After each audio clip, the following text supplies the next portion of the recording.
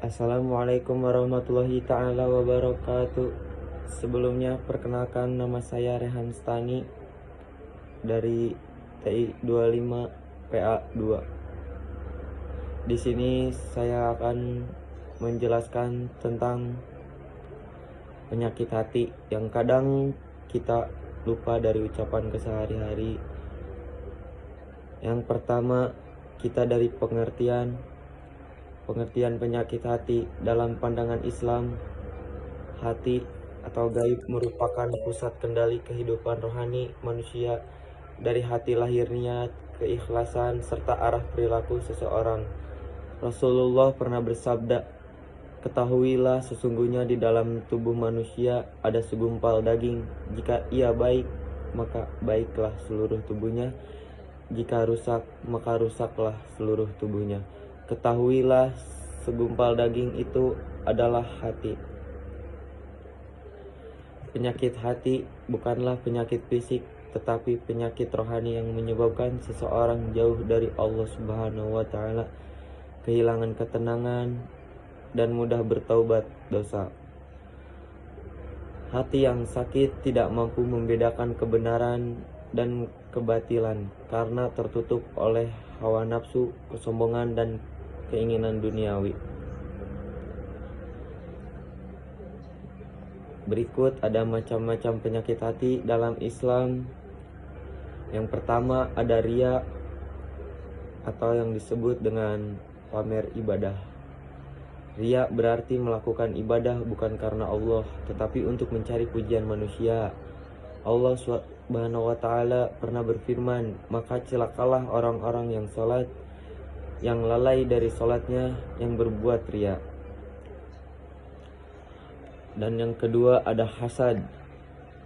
Hasad adalah tidak senang terhadap nikmat yang dimiliki orang lain dan berharap nikmat itu hilang darinya. Penyakit ini menimbulkan kebencian dan permusuhan antar manusia. Rasulullah pernah bersabda, "Janganlah kalian saling iri, saling dengki, ataupun saling membenci." Yang ketiga ada takabur atau sombong. Takabur berarti merasa dirinya lebih tinggi atau lebih baik dari orang lain. Nabi Muhammad SAW pernah bersabda, tidak akan masuk surga orang yang di dalam hatinya terdapat kesombongan walau sebesar biji sawi. Dan ada yang keempat, ujub atau bangga diri. Ujub adalah mengagumi diri sendiri secara berlebihan dan merasa paling hebat tanpa menyadari bahwa semua kelebihan berasal dari Allah. Dan ada yang kelima, gibah atau namimah.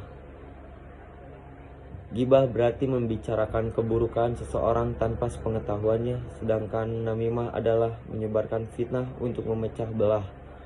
Allah mengibaratkan gibah seperti memakan daging saudaranya sendiri yang sudah mati. Dan yang keenam terakhir, cinta dunia berlebihan atau hubud dunia. Terlalu mencintai harta, jabatan, dan kenikmatan dunia dapat melupakan akhirat. Rasulullah SAW pernah bersabda, cinta dunia adalah pangkal segala kesalahan. Dan berikutnya juga ada dampak penyakit hati yang memiliki dampak yang sangat besar bagi kehidupan seseorang, yaitu menjauhkan manusia dari Allah Subhanahu wa Ta'ala dan kebenaran, menyebabkan amal kebaikan tidak diterima, menimbulkan rasa gelisah, iri, dan dendam di dalam diri, merusak hubungan sosial dengan sesama manusia, membuat hati keras dan sulit menerima nasihat. Berikutnya ada cara mengobati penyakit hati menurut Islam. Yang pertama ada tobat muhasabah atau introspeksi diri. Sering mengevaluasi diri dan memohon ampun kepada Allah atas kesalahan yang dilakukan. Yang kedua ada memperbanyak zikir dan ibadah. Dengan mengingat Allah, hati menjadi tenang dan bersih dari kesombongan serta rasa gelisah. Ingatlah, hanya dengan mengingat Allah hati menjadi tentram. Ada yang ketiga, menuntut ilmu agama, mendengarkan nasihat. Ada yang keempat, Islam dalam beramal. Kelima, bersyukur dan qanaah atau menerima takdir dengan lapang dada dan tidak iri terhadap nikmat orang lain. Dan yang keenam, ada bergaul dengan orang saleh. Dan yang ketujuh, menjauhi hawa nafsu dan cinta dunia berlebihan. Kesimpulan saya dari tentang penyakit hati menurut Islam, yaitu salah satu ancaman terbesar bagi kehidupan spiritual seorang muslim.